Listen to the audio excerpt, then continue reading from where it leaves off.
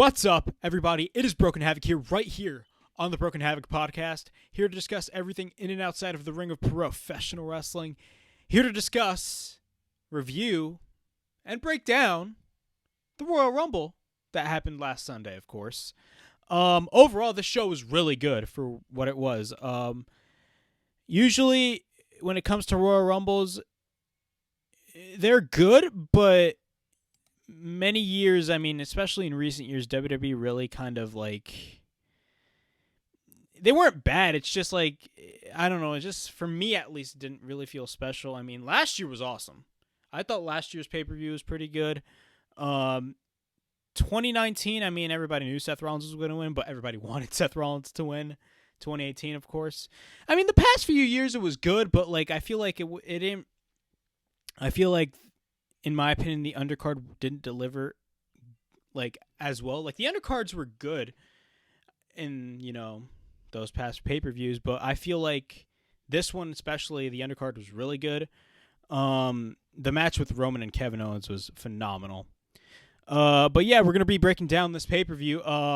We got the women's tag title match between the team of Charlotte Flair and Asuka versus Nia Jax and Shayna Baszler. Now, this match was moved to the pre-show, or as they like to call it, the kickoff. I actually missed this match live when they were airing it live on the network. I missed it because I didn't know that it was moved to the pre-show.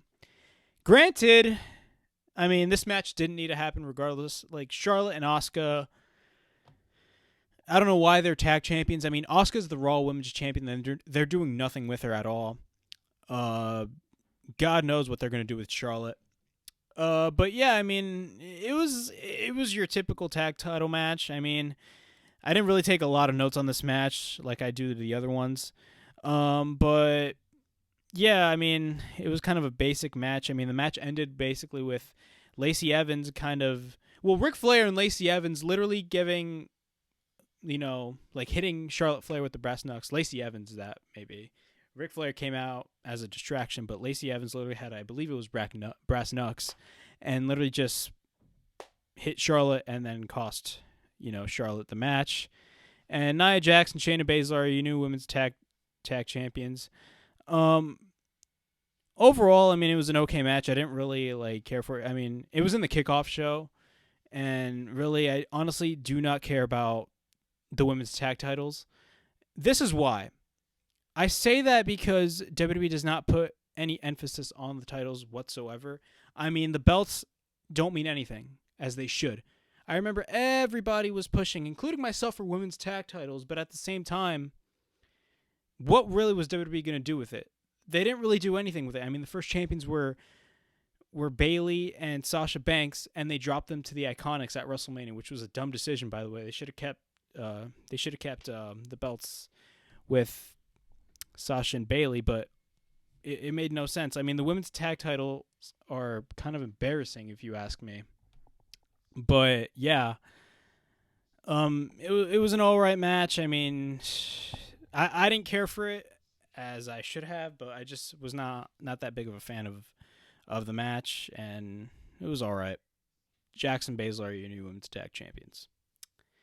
All right, now we're going on to the main card. Drew McIntyre versus Goldberg started the show. As I predicted, this match was not going to go longer than 10 minutes, or this match was going to...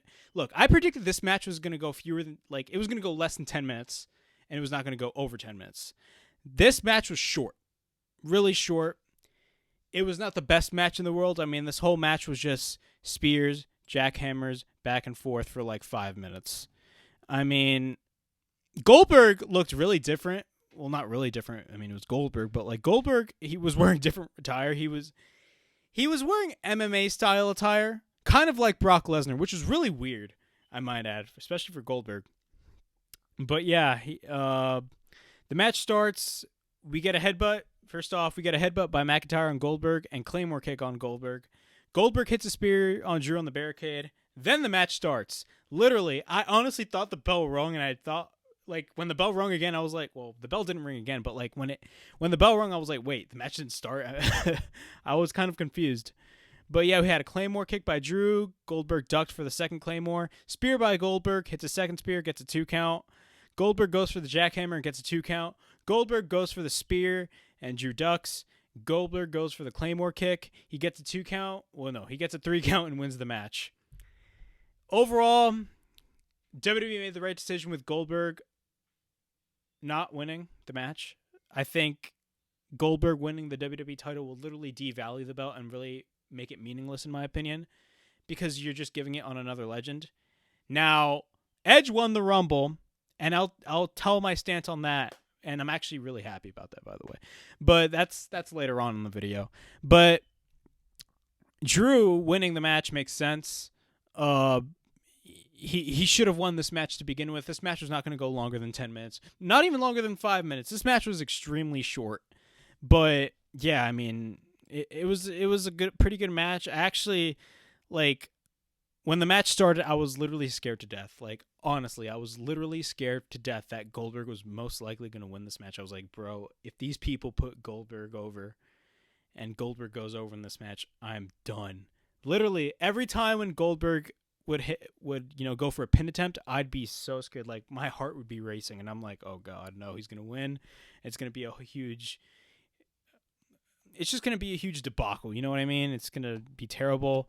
Thankfully, that did not happen. So that's great. All right. Now we got the next match on the card is Carmella versus Sasha Banks for the SmackDown Women's Championship. Overall, this was not a bad match. I actually really enjoyed this match. Carmella is doing great with her new character, by the way. I'm really getting into her character. It's really good. Sasha Banks, of course, she's doing the best work right now. I mean, she's the champion right now, of course. She's Sasha Banks, one of the best female wrestlers in the world. Yeah, so a couple notes on the match. These are not notes on every single like portion of the match. I'm just taking a couple notes of like some of the important stuff. But yeah. Sasha Banks goes for a bank statement, but Carmella escapes. Later on, Carmella put Sasha in a leg submission to hold on the top turnbuckle. Carmella tries to tie Sasha's hair on the bottom rope, which looks crazy, by the way. Sasha goes for a 3 Amigos. Actually, I believe she went for a 2 Amigos because like she was going for the 3 Amigos, but I believe Carmella countered out. But yeah, nice reference to Eddie Guerrero right there. She was trying to go for the 3 Amigos. Reggie tries to interfere, and as you know, last week on SmackDown, Sasha had that match with I believe his name is Reggie. I don't know if Reggie's an actual wrestler, but if he is, he would be really good. I mean, dude, the guy can do insane moves. He looks phenomenal. But yeah, he tries to interfere by doing some crazy moves on Sasha, I believe. On Sasha. I didn't get everything from the match, but yeah. Sasha hits a Hurricane Rana on Carmella. The referee tells Reggie to leave. Carmella hits a suicide dive, a Tompe Suicida on Sasha Banks outside the ring. Then goes back in the ring, gets a 2 count. Banks hits a frog splash on Carmella, but Carmella gets the knees up, and that looks painful as hell. Usually when you do a frog splash off the top rope and literally the opponent gets their knees up, you know damn well that's going to hurt. It's going to crush your stomach. You know what I mean? Like, that hurts. You know what I'm saying? Carmella puts Sasha Banks into a submission hold. Sasha goes for a backstabber. A backstabber, but Carmella counters. Carmella hits a couple super kicks on Sasha, but gets a 2 count. Sasha goes for the bank statement, and Carmella taps out. Sasha Banks retains the SmackDown Women's title.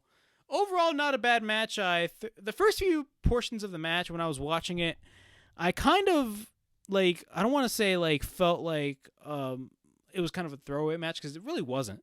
But I felt like in the first few stages of the match, and this happens with every match with me, like usually when it's like a match that everybody wants to watch, usually the match starts off slow, but then around the middle of the match and then by the end of the match, things get good.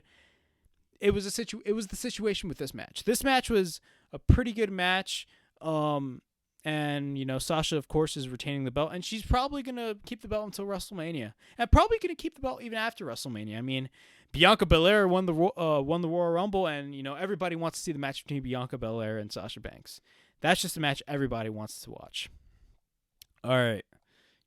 We get the New Day, you know, Kofi Kingston and Xavier Woods and Big E all back together, and, you know, they're talking about the Royal Rumble. Sami Zayn comes in, you know, all that stuff.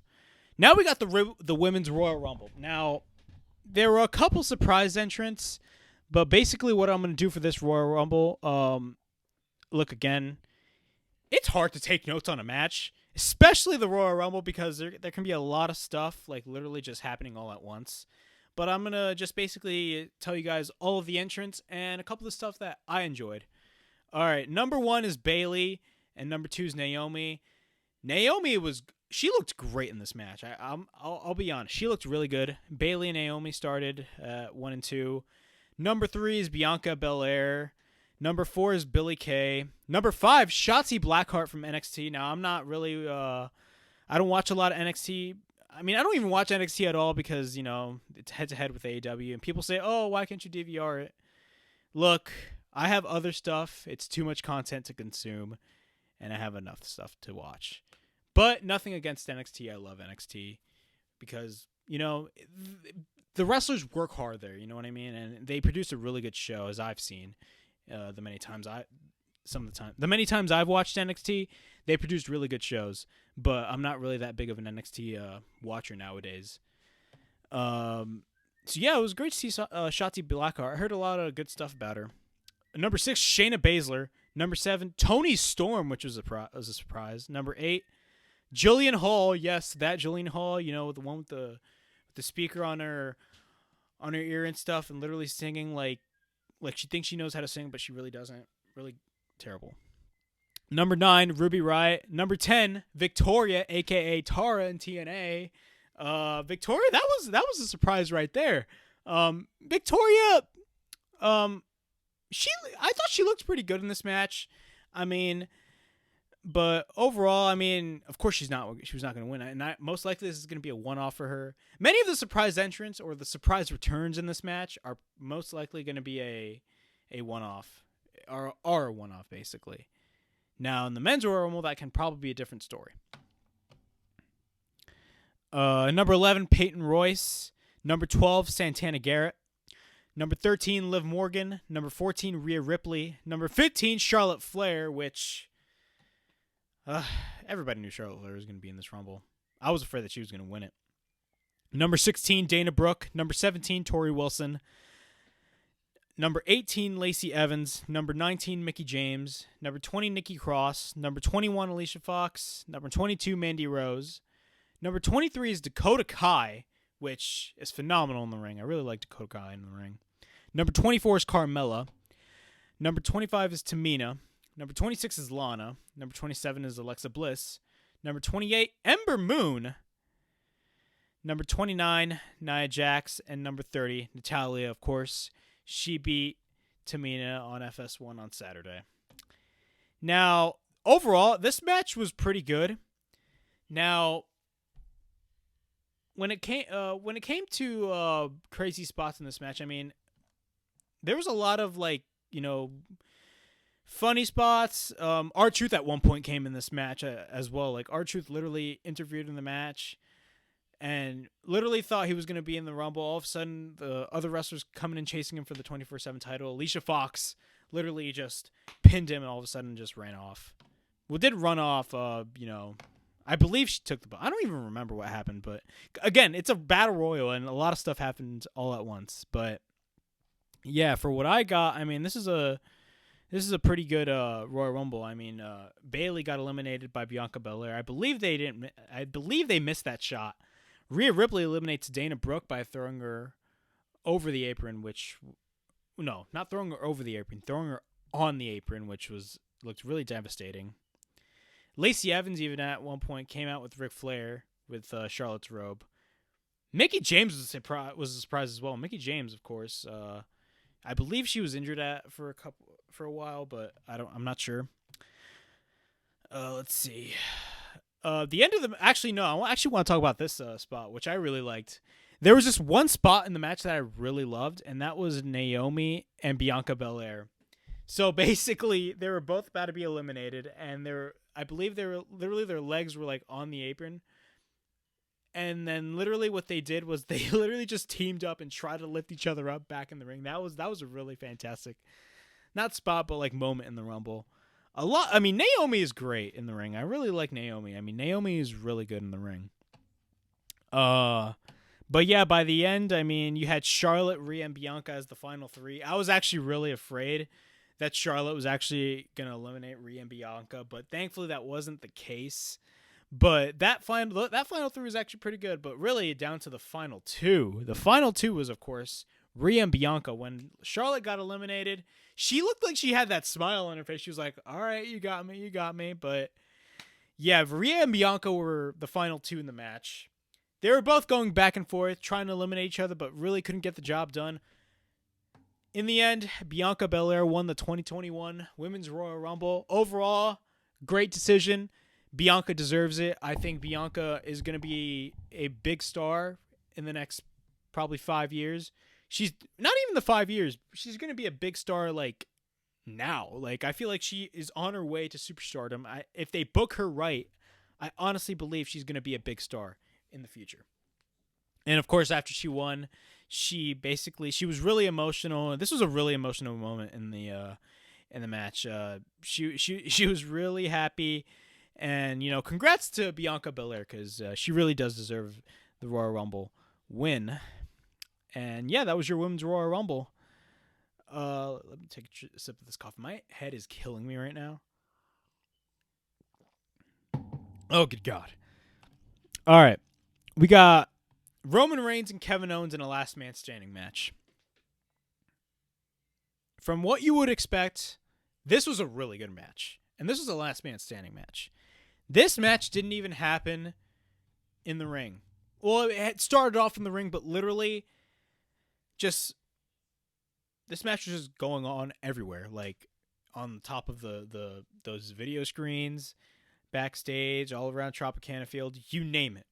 But I did take a lot of notes on this match because again, it's a one-on-one match. One-on-one matches and tag matches, at least team versus team, or a 4-man tag match, I can be able to take notes match by match because I'm able to keep in touch. But when it comes to like 8-man tags, 6-man tags, a battle royal, those are really difficult to take notes on because literally there's a lot of stuff going on that it really you're just like, oh my God, what's going on? I can't even take notes. All I can say is just this is a really good match. But yeah, a couple notes on this match. Both start brawling. Reigns hits 2 Superman punches. Owens hits a pump-up powerbomb on Reigns. Reigns tries to go for a Samoan drop outside of the ring, but Owens counters and hits Reigns on the ring post. Reigns hits a spear on Kevin Owens outside the ring, which looked pretty devastating. Owens hits a super kick on Reigns after that when he is about to hit him with ring steps, because literally Roman tries to go to get the ring steps. Owens goes for the super kick. And then, literally, Roman and Owens go all the way down to those video screens. The same video screen where I believe it was like last month, or technically last year, where Roman literally just threw Kevin Owens off the video screen. They go on top of the video screens. Reigns hits a chair on the ribs and the spine of Roman Reigns. So it basically just hits him in the ribs, then the back of Kevin Owens, which looked devastating, by the way.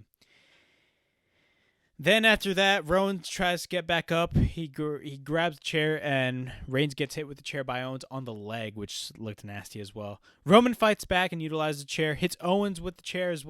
He hits Owens back with the chair. Roman is about to throw him off the platform, but Owen gives him a stunner. Both fight it out. Roman Reigns throws Kevin Owens off the platform through the table, which, I mean, in wrestling, there's a lot of crazy falls, but like this one looked really devastating. I mean, like he hit that table hard.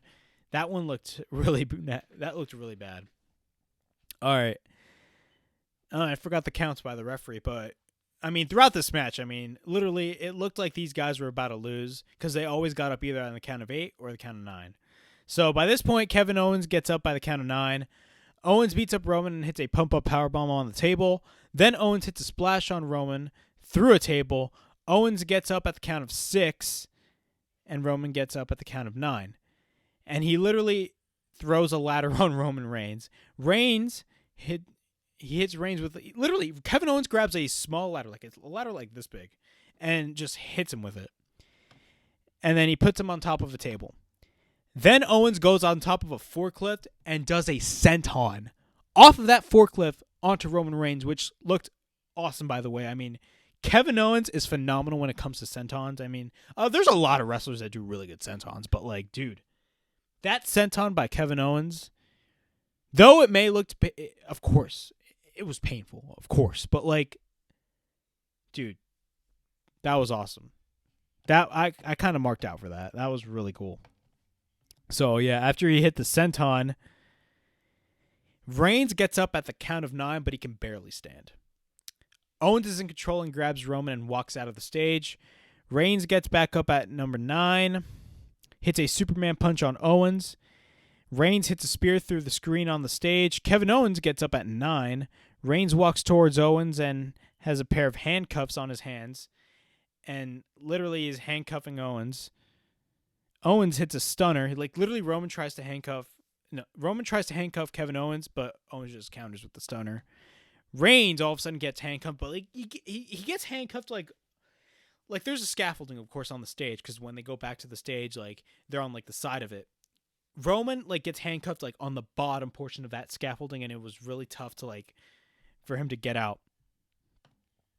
So then Heyman comes in and tries to uncuff Roman Reigns, and this took so long to the point where the referee was literally counting, and literally just stopped his count. And then all of a sudden, a new referee comes in. Reigns gets uncuffed. Then Reigns applies a guillotine on Kevin Owens, and Owens begins to fade. Then the referee counts. He counts to the 10 count, and Roman is the last man standing.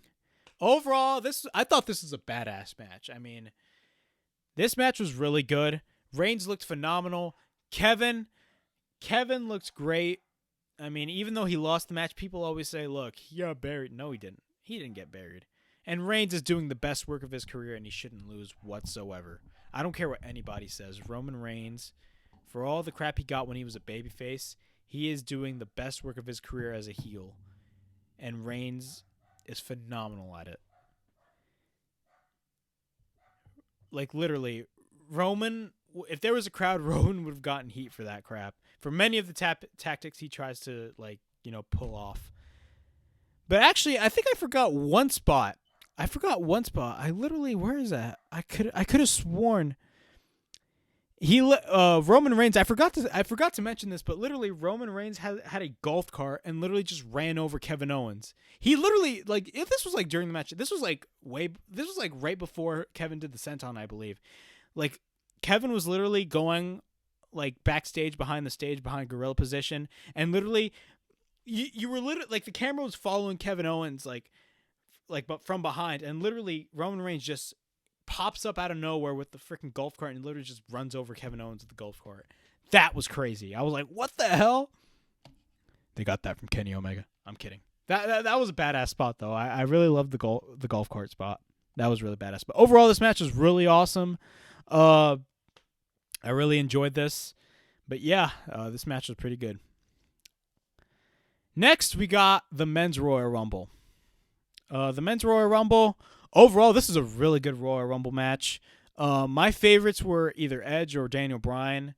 In my predictions video, I did state that Bryan should win the Royal Rumble. Quite frankly, that wasn't the case, sadly. But yeah, I took notes like on the beginning stages of the match. I mean, Edge and Orton were number one. It was revealed on WWE Backstage on FS1 that Edge and Randy Orton were the first two entrants in the match. But during, like, in the beginning stages of the match, literally Edge and Randy Orton were brawling throughout like the match. Like, outside the ring, they did not go over the top rope. They went in the bottom rope. But yeah, literally they were just brawling outside the ring. The bell rings. Both of them are still brawling in the outside. Edge hits Orton on the steel steps. Edge hits Orton on the table. And then Sami Zayn enters at number 3. And then, yeah, literally there's a lot of double teaming going on. Number 4 is Mustafa Ali. Then he comes in, attacks Edge, and then there's a lot of double teaming there. Jeff Hardy enters number 5. All that stuff. Dolph Ziggler enters at. Now I'm gonna state the order of the entrance. So Dolph Ziggler enters at number 6. Shinsuke Nakamura number 7. Number 8, Carlito. Yes, Carlito Caribbean Cool. I spit in the face of people who don't want to be cool. That guy, Carlito. The guy that won the U.S. title in his first match on SmackDown against John Cena. Yeah, he won the U.S. title in his first night. That was really good. Carlito looked fucking great in this match, man. Excuse my language, but like Carlito was awesome in this match. He looked so good in this match. I mean, he was in really good shape too. Literally, he was doing some crazy moves, and he was really good in the ring. It didn't look like he lost a step whatsoever. Number 9, you had Xavier Woods. Number 10, you had Big E. Number 11, you had John Morrison. Number 12, you had Ricochet. Number 13, you had Elias. Number 14, Damian Priest from NXT. I've seen a couple of his matches in NXT. Again, I don't watch a lot of NXT. I don't even watch it currently now, but I heard a lot of great things about Damian Priest, and I even seen some of his matches on NXT. I heard a lot of great things about him. He's definitely going to be a big-time guy. I definitely look at him as a WWE champion in maybe like 5 years. Damian Priest is really good in the ring. Number 15, you had The Miz. Number 16, you had Riddle. Number 17, you had Daniel Bryan. Number 18, yes, Kane. Number 19, you had King Corbin, or Baron Corbin. Number 20, you had Otis. Number 21, you had Dominic Mysterio. Number 22, you had Bobby Lashley.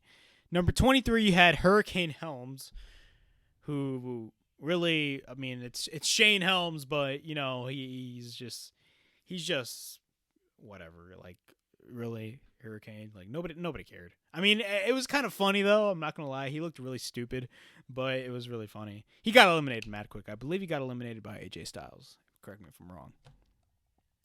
Number 24, Christian. That was a shocker. That was a really big shocker. Like literally, Christian of all people, Christian Cage, Captain Charisma, the Instant Classic, former NWA World Heavyweight Champion Christian Cage, is in this match. That was awesome. I mean, of course, you had that emotional moment between Edge and Christian, literally just hug it out in the ring. Because people don't realize, but Edge and Christian, yeah, they were a tag team, but bro, these guys were best friends since they were little kids. This was an awesome moment, of course, an emotional hug between the two guys. It was so awesome. Actually, a little note on the match. Actually, Randy Orton, I believe, was taken out of the match. Wasn't officially eliminated, but he was taken out of the match, I believe, early on in the match. And we'll talk about Randy Orton later on. But yeah, Christian, so good to see Christian back. Apparently, this is not a one-off. This is not like a one-time thing. Like Christian's just going to return for the Royal Rumble and that's it. He's not going to be like a Jeff Jarrett who just comes in the Royal Rumble out of nowhere and then just does nothing after that. No, Christian's actually is going to have more appearances and probably more matches, which honestly I'm not really like, I'm not against it. I think Christian is really good. I think Christian was awesome in TNA. I think his world title runs, granted, he did lose it multiple times to Randy Orton. He had phenomenal matches with Randy Orton back in 2011, but still, Christian, great to see Christian back. I mean, I'm a big fan of Christian. You know, where all my peeps at? Where all my peeps? All right, number 25, you had AJ Styles. Some people actually thought that AJ was actually going to win, which I didn't think AJ was going to win, considering the fact that how they're booking him. I don't think they're gonna have AJ win the Rumble. That's just me. Number 26, you had Rey Mysterio, of course. Dominic, by this point, already got eliminated. Number 27, you had Sheamus. Number 28, you had Cesaro. Number 29, Seth Rollins comes back after, you know, he had his child. Congratulations to Seth Rollins. He's now a father. That's awesome, by the way. And number 30, Braun Strowman, of course. Braun Strowman. Honestly, I don't care about Braun Strowman. But, yeah, I mean, overall, this Royal Rumble was pretty good. Great to see Edge and Christian back together, man. That looked awesome. Literally, these guys were just double teaming at all. I mean, there's that one point where literally Matt Riddle was just like marking out over Edge and Christian, and then both Edge and Christian just attacked them. It was so funny. But yeah, then at the end of the match, when he when Edge thought he won, literally Orton just comes in, tries to eliminate Edge, but Edge reverses it and wins the Royal Rumble, and Edge is the winner of the 2021 Men's Royal Rumble match. Overall, I thought as a pay-per-view, this is a pretty good Royal Rumble pay-per-view. I mean, the Women's Royal Rumble match and the Men's Royal Rumble match, both are really good matches. I mean, the surprise entrance in the Women's Royal Rumble match, I mean, you had women like Jillian Hall, who I don't want to be disrespectful. It was kind of forgettable. I was nobody was a fan of Jillian Hall. But you had Dakota Kai, you had Tony Storm, Victoria as well came in as a surprise entrant, which was pretty shocking to me. It was pretty shocking to me, and I honestly thought it was great to see Victoria back. Naomi looked really good in the Rumble match. Who else? Carmella's in this match too, which is really weird. I mean, she was just in a match with Sasha Banks, and she's in this match. Lana was in this match too, which honestly, I remember there was just one report. A couple of months ago that they were. Remember when back at Survivor Series where Lana literally was just like standing there and she's like, "Oh, I won the match." There was a rumor that was actually going to happen in the Royal Rumble match, which thankfully they didn't go that route. Of course, Bianca Belair won, which awesome, by the way. Bianca Belair deserves it.